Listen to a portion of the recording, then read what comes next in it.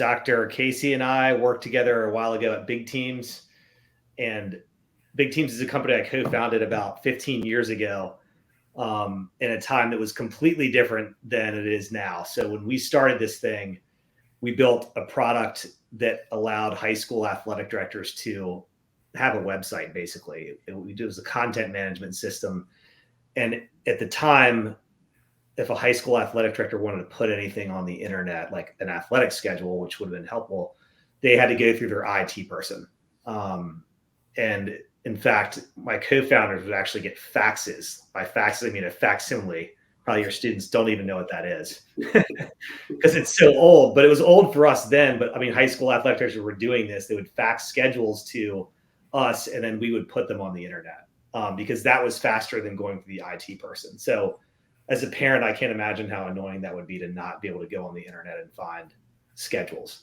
So we were solving for that problem. And so we made it look nice. So our pitch was, hey, Mr. Athletic Director, we're going to make you look really professional online, make you look like you're a tech genius. But really, the secret is that you just log into this little admin area and type in where you're supposed to type and hit publish, and it's published. And so we built that company, just bootstrapped. I started cold calling athletic directors and showing up in their offices with Gatorades and stuff like that, and sold that to about 500 schools.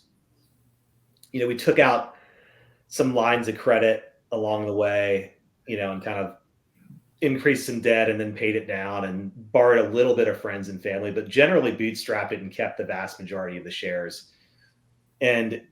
But the problem was we were coming up against, as we were growing that, and actually before we got started, there was a company out there called Schedule Star that was helping athletic directors more administratively. So if you're a high school athletic director, you've got 30 coaches and 30 teams, at a decent sized high school. And it's a logistical nightmare, honestly, to keep track of all of your events and where they are and what the game workers are doing. And is the facility double booked? And do I have a ref? And do I have, all these little checks and balances that you have to think about, that basically if they fail, it's very public and you've got egg on your faces and AD. So they're under a lot of pressure to just manage, in most cases too much. And so Schedule Star solved a lot of that pain for them, but they had to put their schedules in it. And then those schedules would get published on a website called highschoolsports.net, which was great, except it wasn't a school branded thing. And there were tons of ads on it because at that time you could actually make a lot of money with digital advertising as a publisher. It was like a $30 CPM. For perspective, that's like $1 now. So it's come down like 3,000% for a publisher. So they were able to, Schedule Star was able to sell for a really low price and make these high school athletic directors happy administratively, but not so happy as far as like marketing the brand of their school. And so we would come along and say, hey, get this great website. It'll be the face of your program. You'll be able to post announcements and things on there and photos and even put your own ads on there. And they would say, we love your stuff, Jeff, but I've got to put my schedules in over on Schedule Star and I don't want to have to do double data entry. Some would, and they would pay for both, but it was definitely our biggest selling hurdle. We tried to get a partnership with them. And by the way, we did partner with other competitors of theirs that were smaller to do a data share agreement. And that worked out pretty well. It kind of saved the company at one point. But that's kind of a long whole other story. So the tech was evolving and there was more and more pressure to like have these products talk to each other from a data standpoint. And over time, more and more athletic directors were like, gee, really, I really should have a website. I mean, literally when we started this, they were like, why do I need a website? Why do I need my schedules to be on the internet? So we had that eventually over time went away. And then it was like, okay, getting my schedules on the internet was like a first priority. So that kind of pulled a lot of the market, especially the older folks that didn't love tech, to Schedule Star, because that checked that box. And then we were kind of selling to like slightly the more, I guess, progressive athletic directors who were like, we realize that the brand matters. So we do want both. We want your site and we want a good face. we know that young people are now coming on the internet and expecting this to be there, and we don't want it on highschoolsports.net. We want it on, mountainviewathletics.org, or .com, like colleges do. And then social media started to come. So we started to wire this thing up with social media and automating that so that you were posting in one place and making it updated in one place and having it go everywhere it needed to go. And so that's kind of, eventually, so Schedule Star never did a partnership with us, but the company that owned them was called USA. It was called Gannett. They owned the newspaper like USA Today, and they owned that thing for a while, and they didn't want it anymore. And we did, because we wanted that data share. So we raised more money from professional investors who had actually invested in us like 9 months earlier based on the website business model. So they gave us money to grow that. And then they were like, hey, let's raise more money and then go buy this company called Schedule Star 9 months later. So it was a crazy time. And we did that. And then, it was a crazy ride. Casey, that's about when you started. I think it was like right after that, which was nuts. I think that's when I really started to lose a lot of hair, was right around that time. Came close to death again. And, really, because one of the bigger problems was we couldn't get the tech to work and really talk to each other quickly. Like we could do it, but it was fairly delayed. If you put your schedule in Schedule Star, it would take too long to get over to BigTeams. And that was really almost the whole thesis of buying the thing. So that was the one thing, we should do this. And then we're like, okay, do it. And then I'm like, I'm going to need a couple more months on this. So that was painful. But it worked. And we started cross-selling and upselling.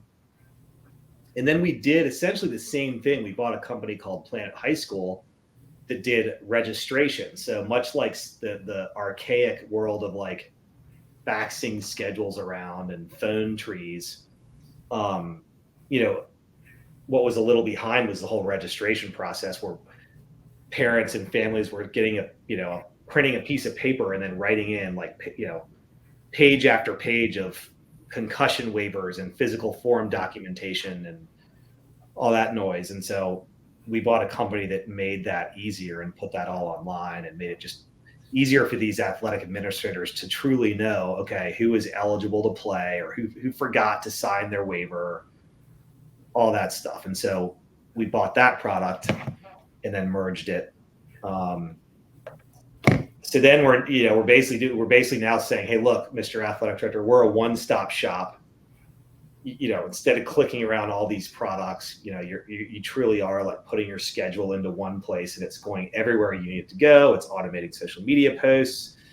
The kid fills in the paperwork, they try out, or they have to first become eligible to try out. Then they try out, then they make it on a roster, and all of this is happening like nice, smooth flow.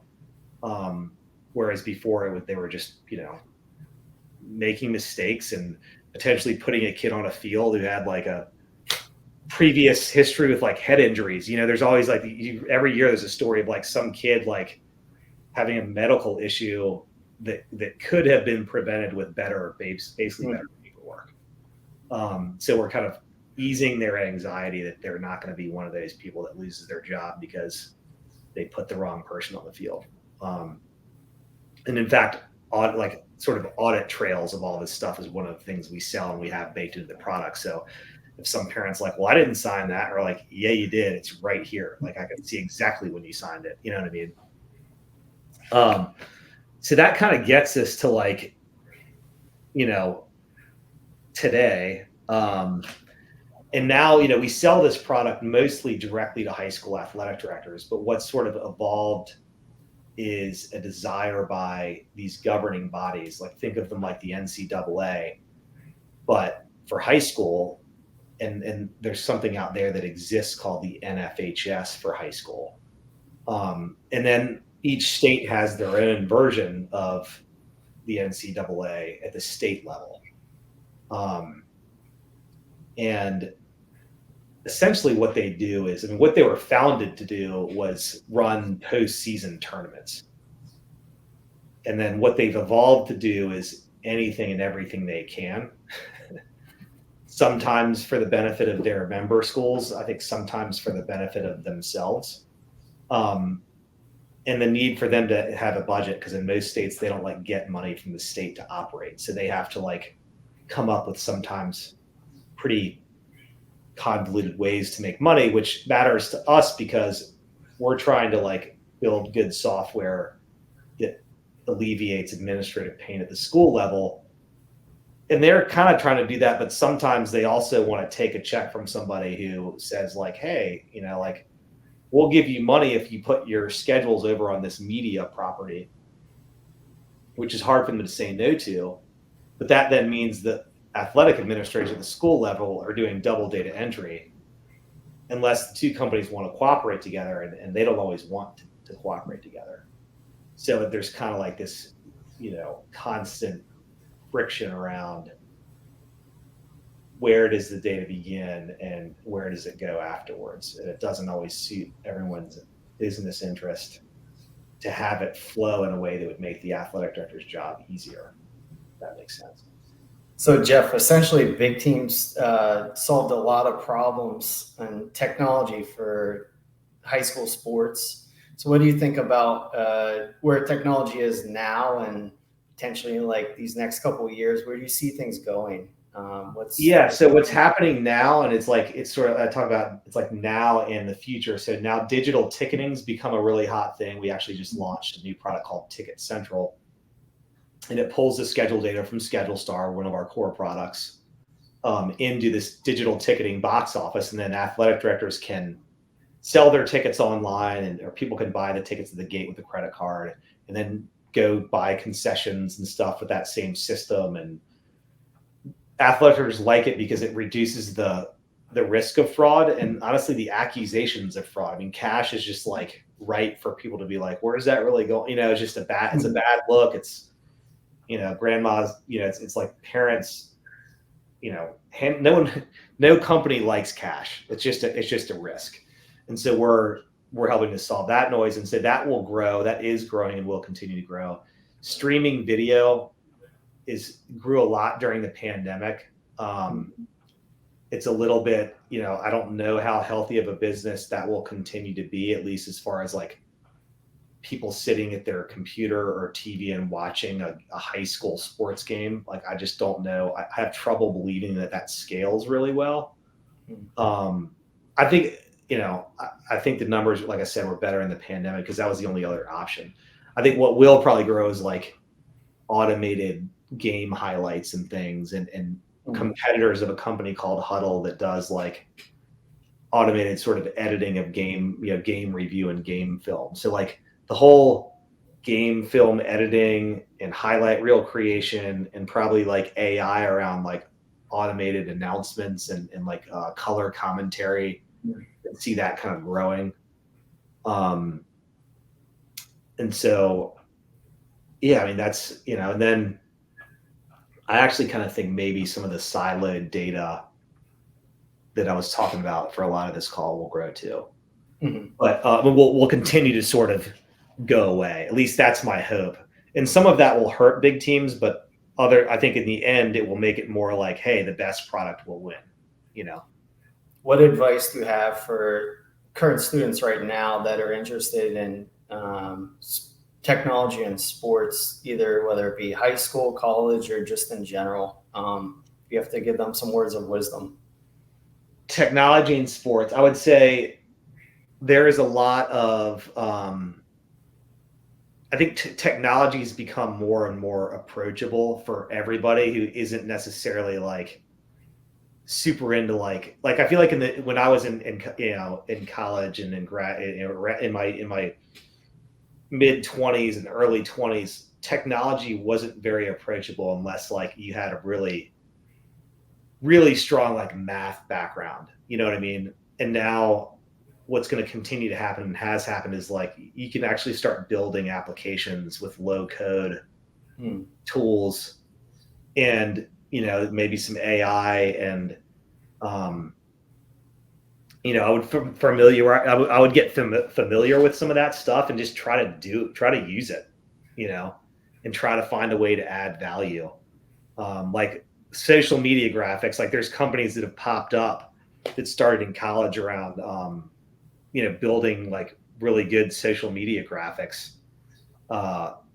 Unfortunately for them, I think like that's going to get hurt by AI. Like there's this company called Canva out there that's massive.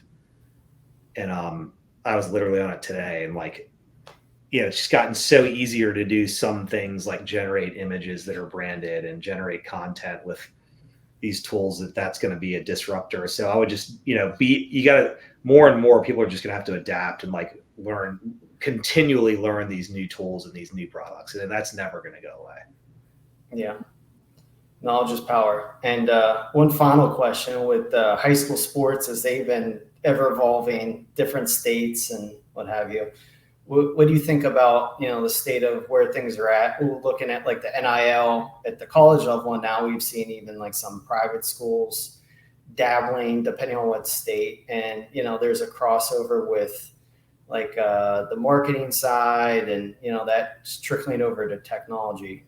And that's a tough one. I, for better or worse, I haven't thought deeply about NIL. It's just, there's so many other, like, it's just, most companies struggle to like keep their focus. And I'm just like, the whole NIL thing, I'm like, I can't, maybe I'll kick myself in 5 years and said, we were there, man, we should have done something with NIL. But like, I can't will myself to even go into that whole rabbit hole. So what would you say it's tangential to sports technology? It's like a topic area or a theme that's something to focus on, or so here's what's happening now. This doesn't really speak to big teams, but I was just hearing about, I listen to a lot of podcasts and stuff, and I like economics. And, for a long time, pro sports was very, very much anti gambling, especially college sports, because if there's a huge financial incentive,